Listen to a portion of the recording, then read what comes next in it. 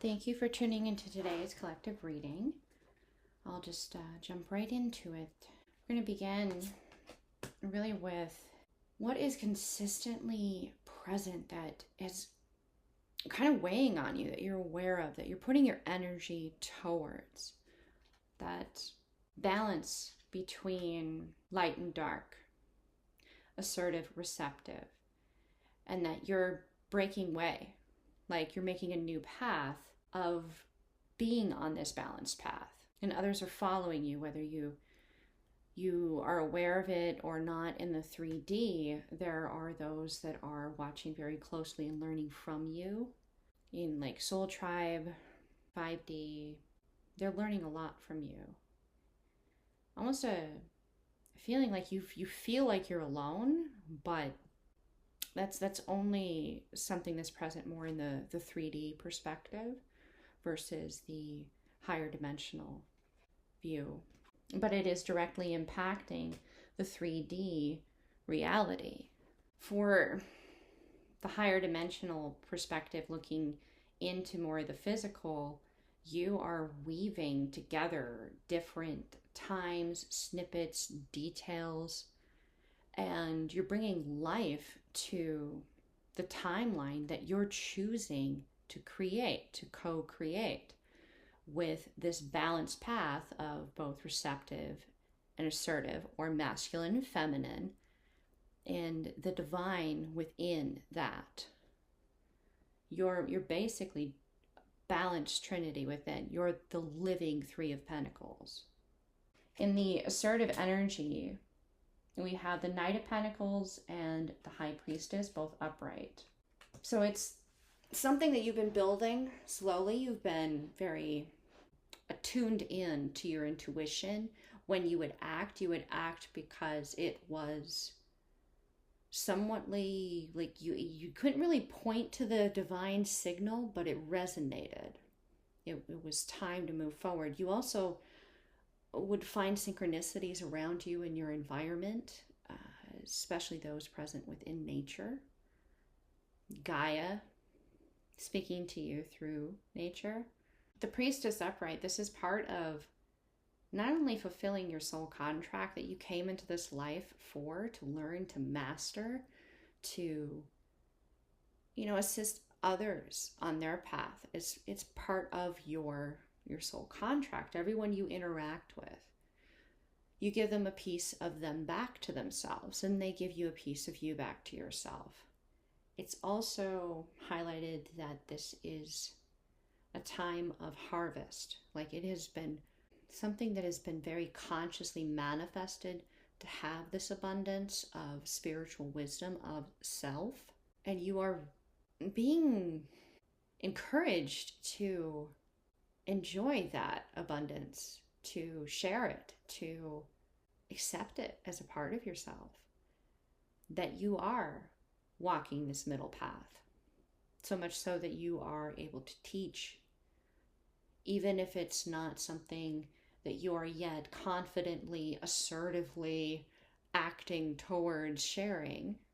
It is something that you're already teaching in the higher dimensions.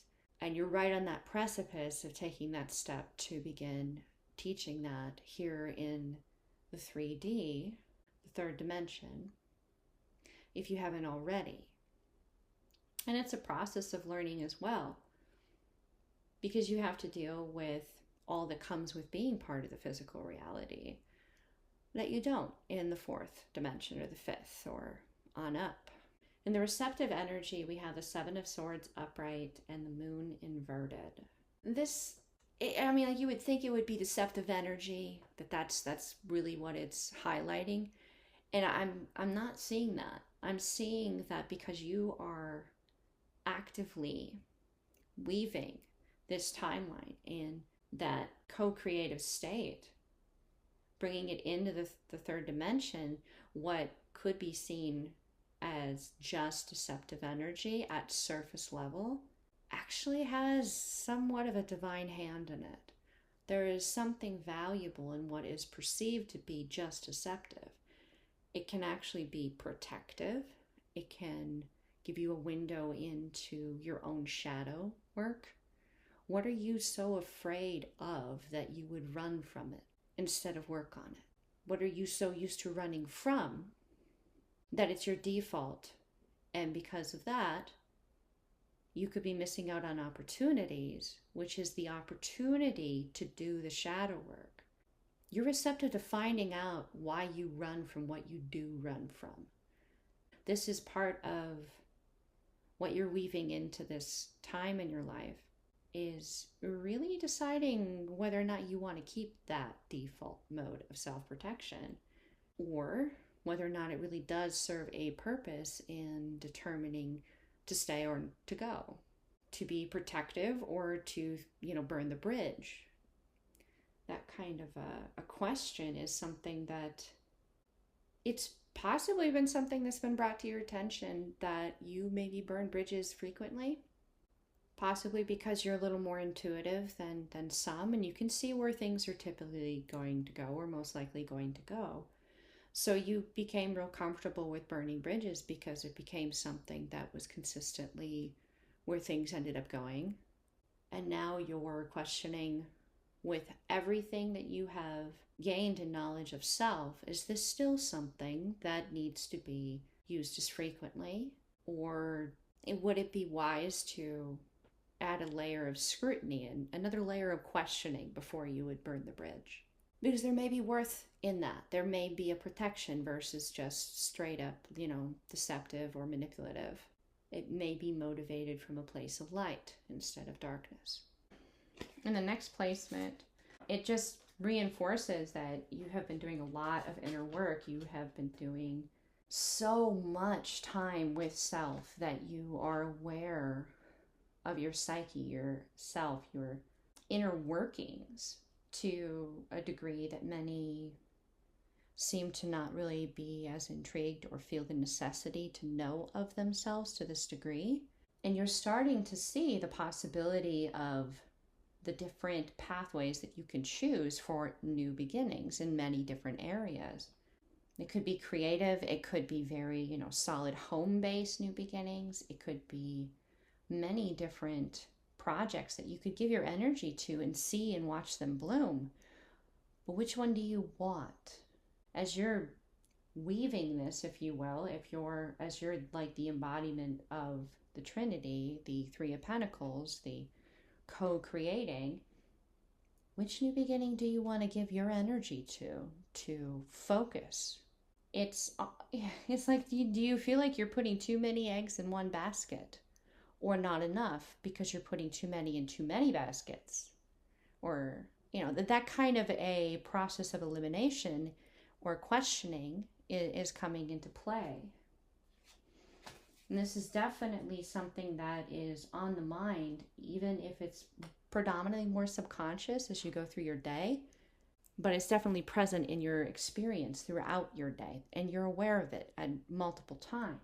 In the higher perspective, looking down, so 5D, your guardians, your guides, your ancestors, your higher self, your future self, looking back into this time, going, okay, well, what would I do differently if I could? And how would that impact where I am now? Because remember, you're weaving this, right? Like you're creating this timeline. So I'm really going a lot off of the imagery here. There's somewhat of a meditative state. Someone's in a seated pose next to a tranquil body of a water. It's early sunrise and it's somewhat of a foggy day. They have a spear next to them that they've set aside. They're not engaged with it, but it's within reach. So the need to be defensive, it's present. It's not, active. It's kind of in standby mode, but it's there.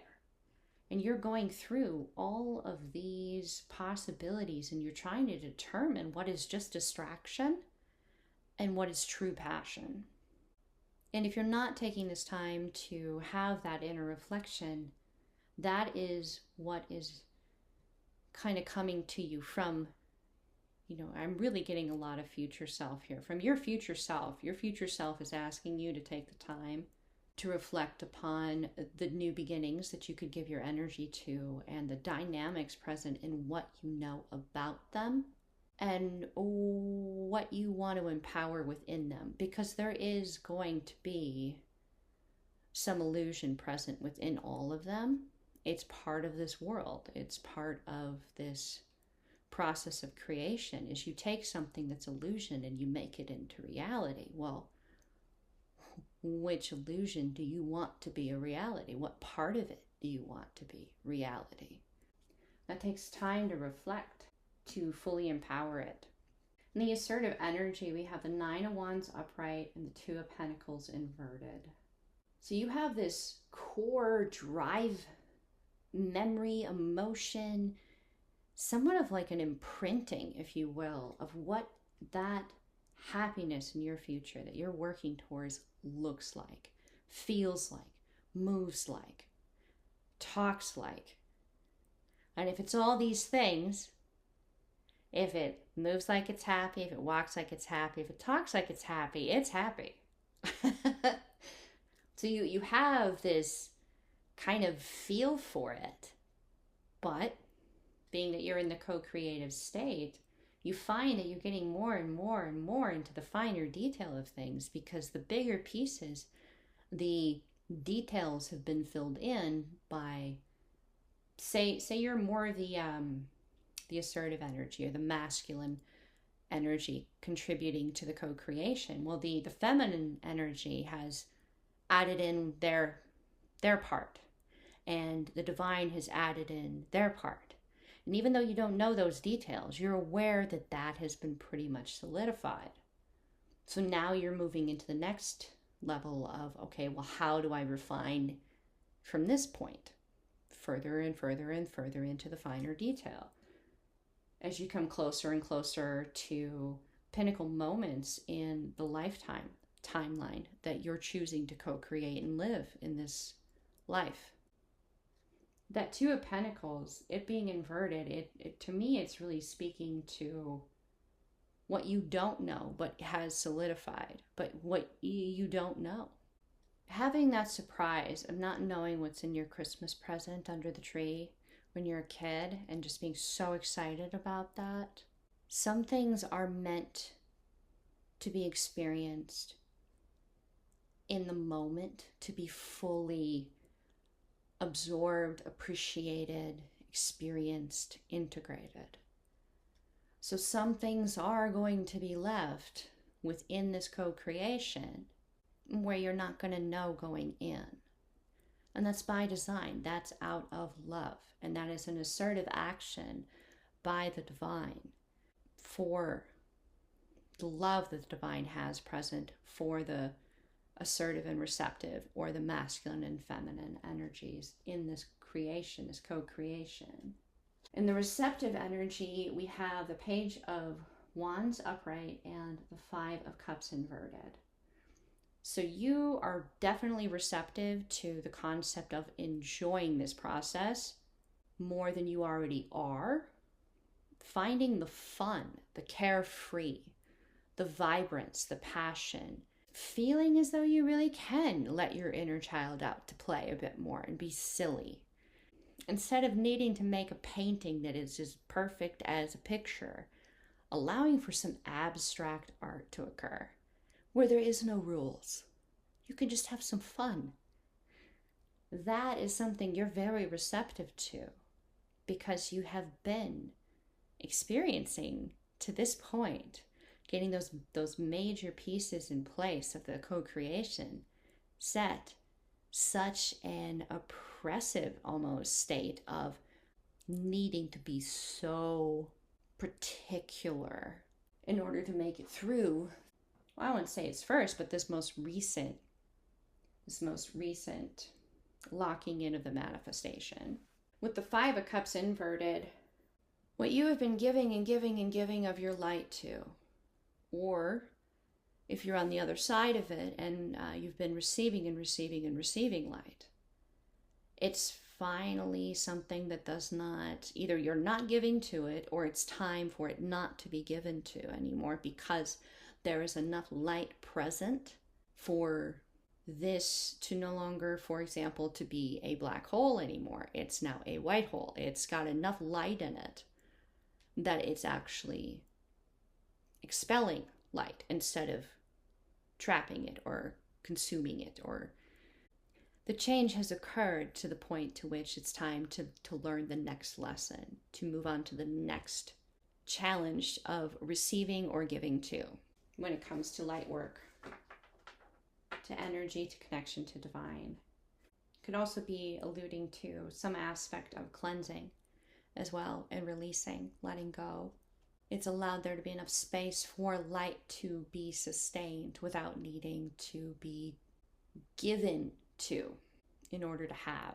So in what you're manifesting, you're kind of feeling a little like you maybe don't feel so refined. So like you don't necessarily feel you have the credentials necessary.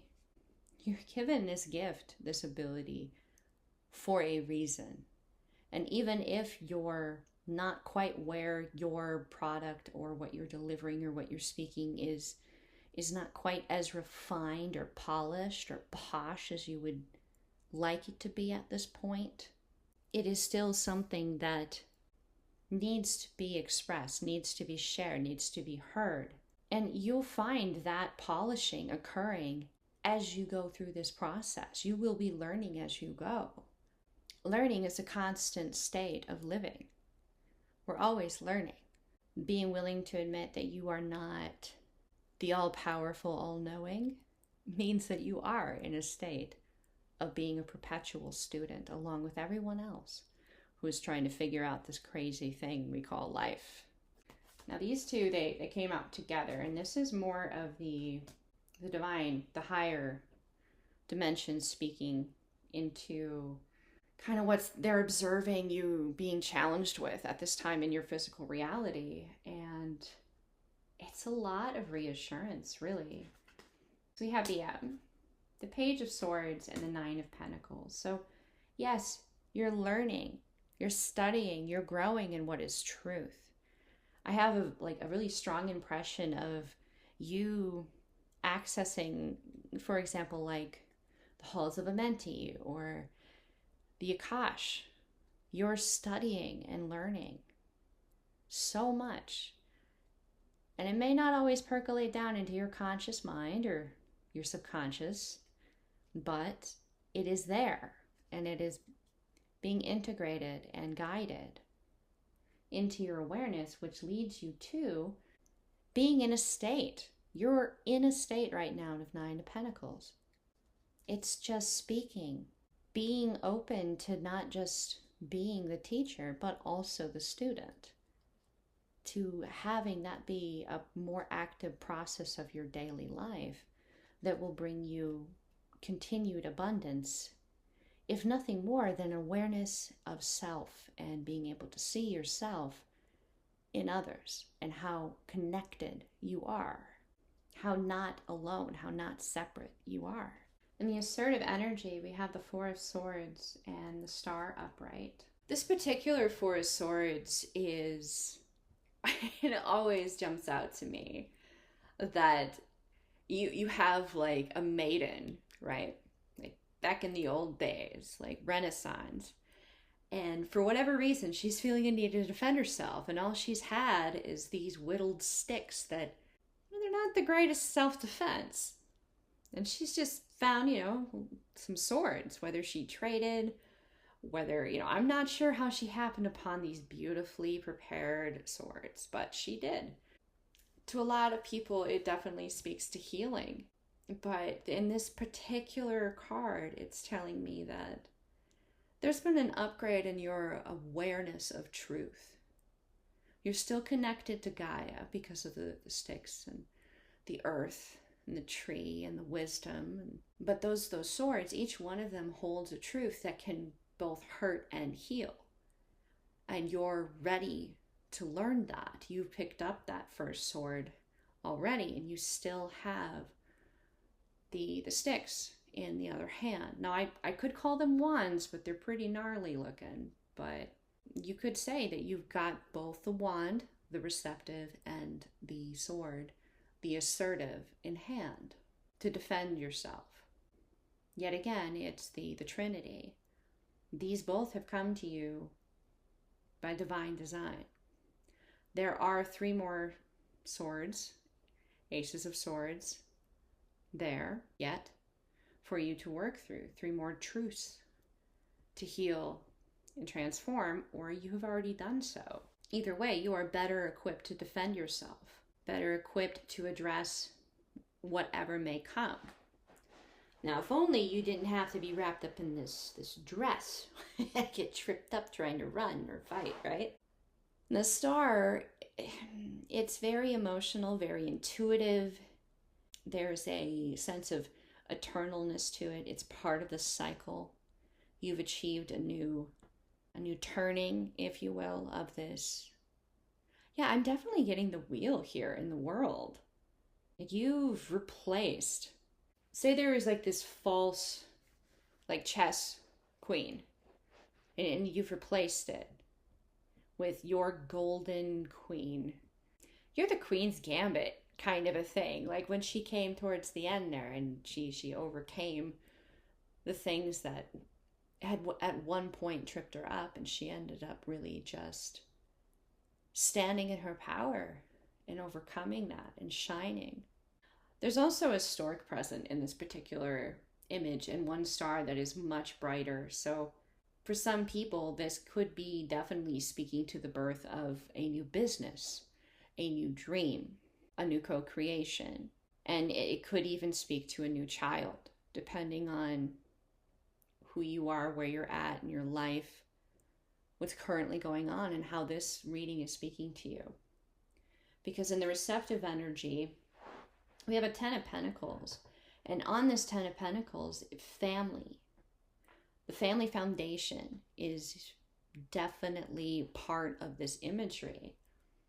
The nurturing and caring of that well-rounded, wholesome environment for young minds to develop within. And then it goes into the judgment and the upright. In this particular image, it's a releasing of thoughts, feelings, judgments, really about the connection to your higher self, your future self, how much of your higher self or future self you feel has impacted your decisions and choices in your daily life or in pivotal moments. And a thank you, a kind of gratitude, I'm grateful, I'll miss this awareness of the closeness, I guess it could possibly be. Because discovering how much divine can influence you and act in your life to aid you, it can be a very humbling experience when you can't really explain it away. It's humbling. So there's the releasing, the letting of this part of yourself move into the future, move back into their time, so that they can come back and communicate when it's needed. Or know that they can reach back towards you if they need a bit of a grounding, even. But that it's time for you to actively be present in the now. The judgment is to be present within this foundation that you are building within yourself, within your environment, that is good for you and good for any thing that comes about as a result that you co-create with the divine. Be that a business, a partnership, or a family. So definitely begin that project, even if you don't feel like it's necessarily something you feel is in its finished state. It won't get there unless you give to it. And in giving to it, you learn. And in learning, you can teach even more. The next placement, there is a highlighting of how when you look within self, when you shut down your awareness of stimuli in your environment and you tune within and you listen to your inner voice, you listen to the divine, your higher self, you listen to Gaia, your connection to the physical aspects like the earth beneath your feet, the air moving in your lungs.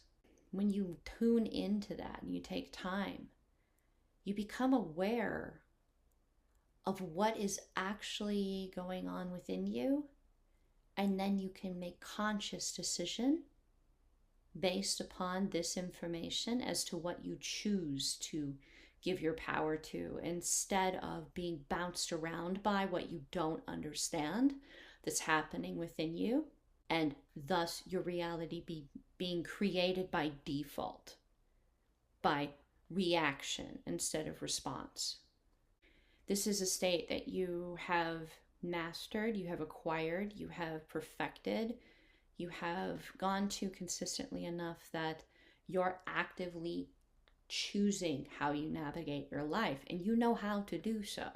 In the divine, or the higher dimension coming down, the higher self and your ancestors, guardians, spirit guides, those interested in, this being something that's encouraged within you because it positively impacts you, yes, but it also positively impacts their reality, their dimension. They're very protective of this state when you do go here. You may not be aware of all that goes on when you're in that state. If you imagine it like a moth to a flame, you're shining so brightly when you do this. And because of that, the divine knows you're there, and the divine wants you to continue to shine, wants to be able to be understood and be in communication and co-creation with you to impact your inner wisdom of self, so that you can teach and you can learn, and you can teach and you can learn, and you can teach and you can learn. This is the very basis, or the fundamental way of explaining what it is to be a light worker, is to be that flame that burns so bright. And in burning so bright, Ma's cannot resist moving towards the light because they see it as a sense of warmth. Now, if you apply this to individuals, you apply it to energetic beings, even from other dimensions, they may have different motivating factors that bring them towards your light. And that is where the Seven of Wands comes in. There is a very active protection around your light in this state, and it is there with full divine backing to assist those Mas that seek your light in getting exactly what they need in order to be able to be closer to light and not be burned. They may originally come to the light seeking to just consume it, but that's where the Seven of Wands comes in. It tempers that. It cushions that, it halts that, and then the divine acts through that element to teach, to nurture, to transmute, to transform, to develop connection with each individual moth or consciousness. In the assertive energy, we have the Wheel of the Year upright and the Queen of Cups inverted. The Wheel of the Year, there's two groups that this will resonate for. One will be that you've been on this path of acquiring the Ace of Cups to where it's overflowing enough to give and continue giving and continue giving.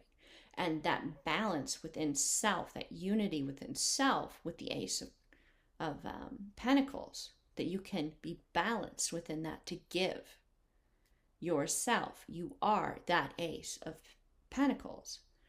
The Ace of Wands, the ability to focus your intention, your will to manifest. And the Ace of Swords, the ability to discern truth from deception. You may have acquired all of these within the past year, and this is your solid, firm foundation. The other collective watching, this will be what's coming before you within a year. It could be 2, it could be 3. It's set uniquely between you and divine in your contract. You're working on this. It's in progress. With the Queen of Cups clarifying as well in the inverted, you're wanting to give emotionally, energetically, to some receptive energy that you're co-creating with, that you know that the moment you give to it, abundance will come pouring into your experience. There's a hesitancy. There's a hesitancy. Let's see what's going on in the receptive energy here. Oh, this would be why. Okay. So in the receptive energy, we have the Empress and the Emperor upright. Well, that's that's a lot of change. That's a lot of movement. That's a lot of abundance and action and movement. So there's a hesitancy. There's a hesitancy to give to this emotional receptive energy, to feed it in the assertive, because of all the change that will come and all that is unforeseen, that is unknown, and the inability to know, and the panic that can set in because there isn't control. Now, from the human perspective, I will say that a lot of people would definitely be triggered by that. A lot of people have reason to fear lacking control over what's coming into their world. Taking that leap of faith that you'll enjoy everything you open under that Christmas tree, that divine has you, that this other energy you're co-creating with gets you, knows it's going to make you happy. It's a bit of a leap of faith, and everything that'll change around you, whether you're a parent or, it's a thing of like, well, where are we going to live? What about work? All of these things. This is definitely speaking to me of relationship in this particular placement. The question that I would ask you here to ask yourself is, how would you feel the rest of your life asking yourself, what if? What if I had just given to that? Where would I be right now? Would I be happier? Would I be surrounded by people that care about me instead of just pretend to or go through the motions? All these questions, right? Because this is Empress, Emperor, upright coming out randomly together, both upright. This is not something to snub your nose at. This is the real deal. This is like divine going, so you wanted like the mythical unicorn? Well, here you go. And you're going, but I didn't think you could do that, so I don't want it. What? It's like books, movies, poems throughout human history have been written about this kind of a dynamic. And it's something that you have actively been co-creating, and you're hesitating. You're hesitating. I get it. But you got to find the funny, and you got to find what you can, just there, right? More than likely, the other energy present within this feels very similar. Find a way to not make it so intimidating. Find the funny in it. Find the, I don't want to be that old man. What is that?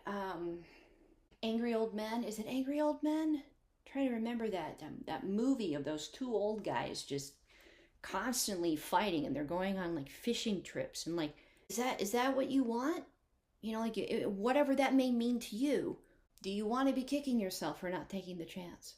Do you want that to deal with the what if? A lot of what I'm getting from the collective here is this is a collective that does not settle. They don't accept what's comfortable for now and give all of themselves to just comfortable for now.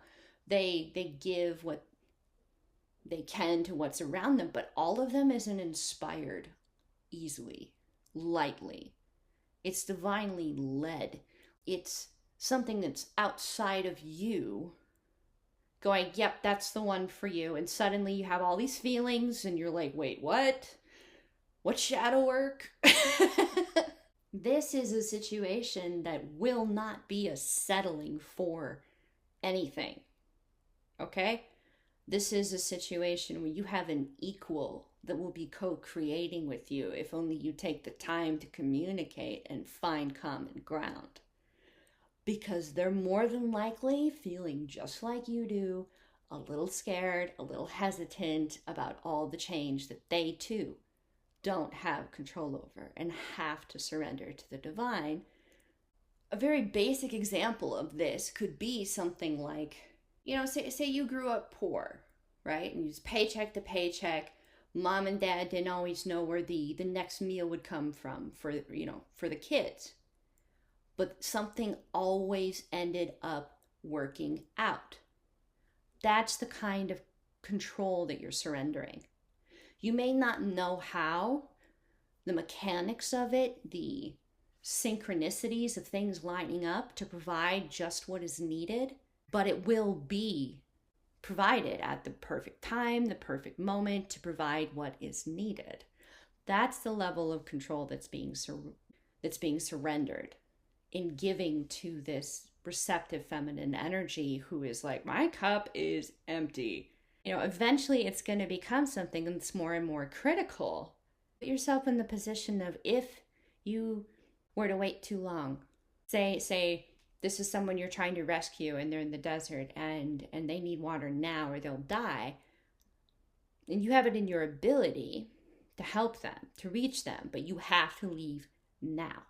You have to move now. You can't hesitate. You can't, whatever. And you can get there, and you can not necessarily be reckless in how you get from point A to point B, and it'll be fine.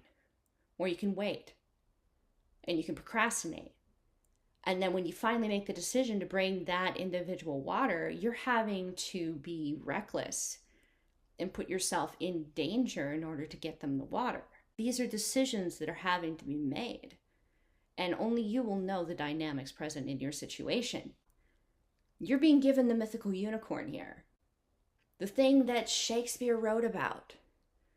The art, the paintings, the sculptures for throughout human history that have still survived. This is what's been manifested that you asked for. It's here and it's mirroring you. This is beautiful. So whatever is causing you to hesitate, I highly doubt that you're alone in being a bit intimidated by this. There's only one other energy present within this, in this experience, other than divine, that understands more than likely what you're going through. They are your best friend. They'll probably help you just by affirming that you're not alone in that. That'll make it a lot less scary knowing that, hey, it's completely normal for me to be experiencing this, and I'm not alone in this, and they're not. They're okay. I'm okay. It's okay. I did pull some oracle cards specific to relationship dynamic. Now, being that everything that just came through here, we may have some repetition, but I will definitely speak to anything unique that's being highlighted. It's not surprising the first card out is about control. And doing the shadow work, there's going to be somewhat of mood swings. And depending on how connected you are, you may be experiencing some of their mood swings. And it's impacting your own shadow work as you go through and respond to the mood swings that you're now having and trying to figure out why and assigning them to only what would make sense to you until you realize it's coming directly from them. But this is part of being in a co-created dynamic like this. This may be someone that you have had past lives with. It could be a relationship that is coming about again. A feeling of definitely divine guided, so almost a feeling of fated, soulmate even. And the sense of mirroring is very strong. There could be aspects of telepathy. Now with this, I do want to highlight that the telepathy could be something that's more of all of them, right? So it could be definitely their conscious aware self, but it could also be subconscious. It could be past. It could be future. It could be higher self. It could be selves from other timelines even that you're interacting with and helping. And that's because the divine is present within all of them, just as divine is present within all of you. As you are moving through this period of going, okay, we have a lot of reasons to have issues with giving up control. Control equals safety. As you both are working through this very dense. It feels very dense. Shadow work, really. What will help both sides is if you both focus on taking care of the self. Do what you can to have, good food, to have quality time sleeping, to even set a sleep routine if you can. Circadian rhythm, I mean, with the time change here just recently, that might be a bit of a difficulty, but to make that attempt to have that set routine. As physical beings, our anatomy, our biology responds very good to set routines and cycles. And to allow yourself to have that alone time, to reflect, to recharge, so that when you're reflecting, it's not just like something you put off and you put off and you put off, and then when you finally do it, it's just like an overwhelming experience.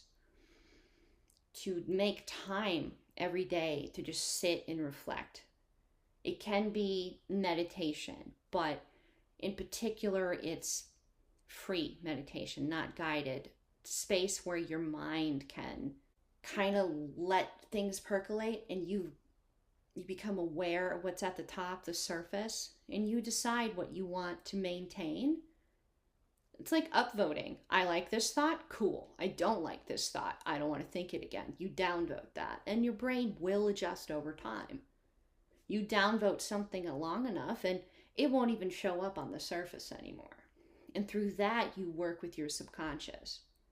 There seems to be somewhat of an apology forgiveness dynamic that is also causing resistance.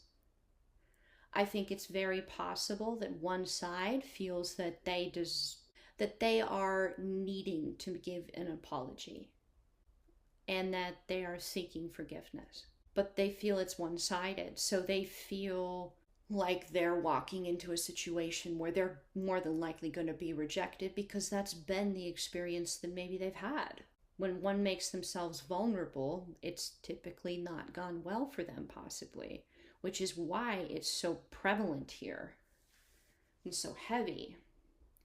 To that side of this, I would like to highlight once more that you are mirroring the other side. So whatever you feel that you must apologize for, because you're like now less than, energetically beneath, indebted, some kind of imbalance like that, right? You might be surprised that the other side feels like they owe you apologies for things too, and that they are seeking your forgiveness for things too. They just may not be from the perspective that you expect, because there's a reason why they're the mythical unicorn. They're not going to think like every other person you've ever been involved with. They're going to act different, move different, think different, feel different. And they're going to love you differently than anyone else ever has. So if you feel that somehow, I don't know, you threw a banana in front of their foot and they tripped and fell, and this is obviously metaphorical, that you really owe an apology, and there is absolutely nothing that they have no reason to forgive you, and just that kind of imbalance. If you threw the banana in front of them, also, definitely this would be like a metaphor. So metaphorically, why weren't they noticing you did that?